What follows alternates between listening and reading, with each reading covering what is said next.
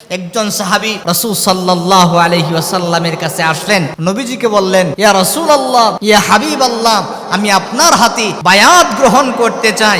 আপনার হাতে বায়াত গ্রহণ করে আমি মুসলমানদের পক্ষে কুফফারের বিরুদ্ধে যুদ্ধ করতে চাই এবং আল্লাহর পক্ষ থেকে প্রতিদান পেতে চাই। রাসূল সাল্লাল্লাহু আলাইহি ওয়াসাল্লাম জানালেন, দুনিয়াতে কি তোমার মা এবং তোমার বাবা জীবিত আছেন? সাহাবী উত্তর দিলেন, ও নবীজি, মা এবং বাবা উভয়ই দুনিয়াতে জীবিত আছেন।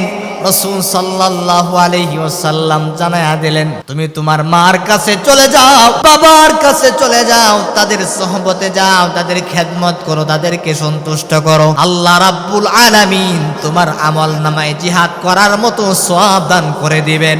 এই জন্য কলিজার টুকরা ভাইয়ারা, এখন যাদের সুযোগ আছে যুদ্ধ করার জন্য তারা যুদ্ধ করছে, ঈমান রক্ষা করার জন্য। ভারতের মধ্যে আমার মুসলমানেরা যুদ্ধ করছে, ফিলিস্তিনের মধ্যে আমার মুসলমানেরা যুদ্ধ করছে, জিহাদ করছে। আমাদের সেই সুযোগ নাই। যখন আসবে আমরা সেই সুযোগ কাজে লাগাবো।